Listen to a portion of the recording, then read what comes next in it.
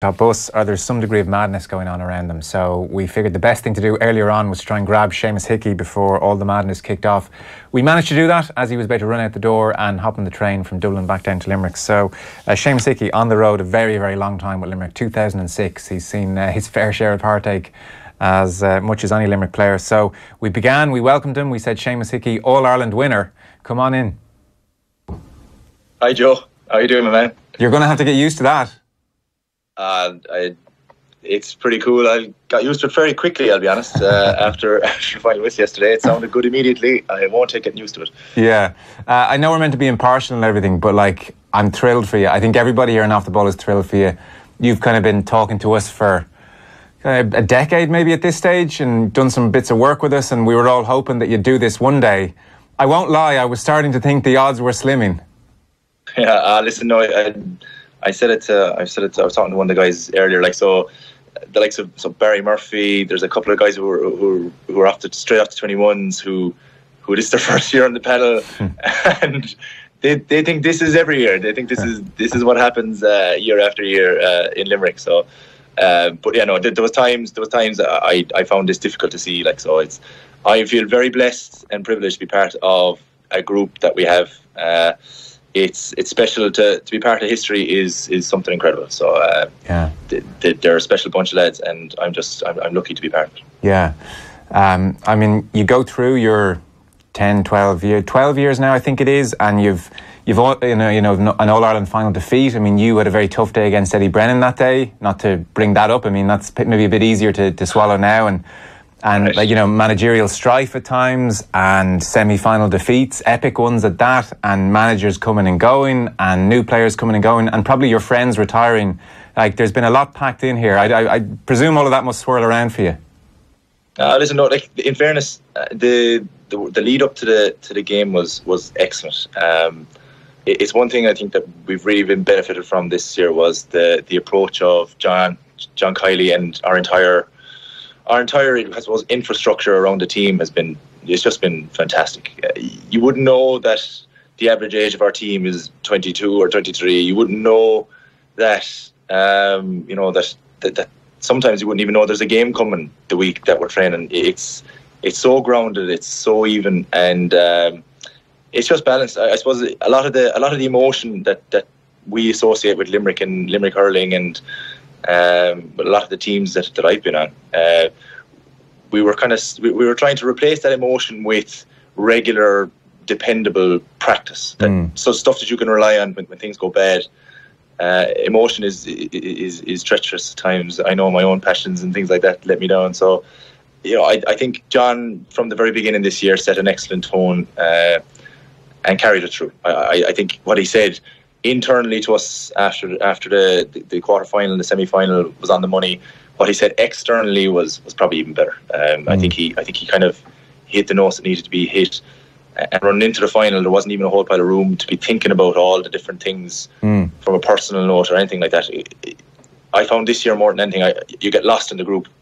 You lose the eye, and you just become part of a unit that is well drilled, well versed, knows what we're doing, and it was a breath of fresh air, really. So, afterwards I thought straight away, like, Gavin O'Mahony, James Ryan, just retired, guys that I've played since under 14 with, guys who've given everything. I met Stephen Lucy, Brian Geary, our selector. Listen, the list is exhaustive. Go back to the 90s. Kieran Carey was there on Sunday, and these are great Limerick men, great Limerick hurlers, and I'm privileged to actually have a Celtic cross. I guess a question you can answer now: at what stage of this year did you think we have a chance of winning the All-Ireland? A good chance? To win the All-Ireland, it actually never really... It didn't cross my... After the league game against Galway, I was convinced that whatever team beat us this year would have had to do an exceptional job to do it. They would have to bring a serious performance, and they'd have to perform right until the end of the game to beat us. And that was just after the Galway game. So I said, this will be a tough ask for any team to actually come up against Limerick and beat them. I probably thought that it might be next year, the year after, where the whole thing came to fruition. based on, John was just only second year and the age profile and stuff. So it probably didn't cross my mind. I didn't think about All Irelands. I didn't think about a lot of that stuff. When we beat Kilkenny, it was very real. The game was on, and once I was lucky enough to be on the field for the final whistle against Cork, and that's a special feeling. So that was cool knowing we were going to an All Ireland final. Yeah. So we kind of grew in belief insofar as the teams we were playing were good teams. Beating Galway, beating Clare in the league quarter final, come up against Tip, taking Tip to extra time. These were good teams we were playing and matching. So it kind of probably opened our eyes to what we had a bit earlier than what I suppose we ourselves would have seen it. The camera, I'm sure people have probably mentioned it to you, the TV pictures afterwards seem to pick out you quite a bit on the pitch at full time. I don't know. Sympathy, I think, is the main thing. were you aware of that? Was that on the big screen? No, listen, I didn't. I'll be honest. I was lost in my own family at that stage. I was I was either looking for my mother and father and my brothers, or I was walking around with my kids, and so that's what made it incredibly special for me. It's probably, myself and Tom Condon are the only ones with kids on the team. a lot of them don't know what to make of. A lot of them don't know what to make of the entourage that I bring around. But that's what made it for me. That's what makes it super special. Some of the images that I have from yesterday with my two boys and my little girl Anna, I'll have them forever, and they'll be special forever. I'm thrilled to hear that, because I was watching and the TV either picked you out specifically, or at times you were just there in the background with your daughter Anna, and I couldn't tell if you were soaking it all in and the happiest man on the planet, or if there was a slight detachment because you hadn't actually got onto the pitch in this particular game. Of course you're an All-Ireland winner and you were on the semi-final pitch at full time. I couldn't work out if it was a Paul Scholes, Roy Keane thing going on. No, it was the. I'll be honest. I was crying like a baby after. I've been holding back emotion for a lot of this year, like in so far as whatever the future holds. But it's just an incredible feeling to only one team in the country in hurling can end the year as Lee McCarthy champions, and that's us this year. I've watched it year after year after year being somebody else. So. It just the realization of that, and I suppose the experiences that I had that I was pushing away for the week leading up to the game, and the people I'd seen and all that, so that just kind of that was overwhelming. It was probably the emotion that you're trying to hold back. It just bursts, and it is what it is. Yeah, I was wondering what triggered it actually, because at one point you're literally just bawling, and your daughter's looking at Daddy thinking, "What's happening here?" I hope. Okay, I didn't see a lot of this now. So there's a shot of you. I mean, when you say you were emotional, I mean, there's a shot of you hand over your face in floods of tears, holding your daughter. And I was thinking, is that okay? Anna thought I'd gone schizophrenic. No. What triggered it? It was probably my mum and dad. Seeing my mum and dad probably because. If you're thinking about the journey and you're thinking about the steps along the journey, it's the people who are with you the longest on it is what does it. Yeah. Did they get down onto the pitch, Seamus?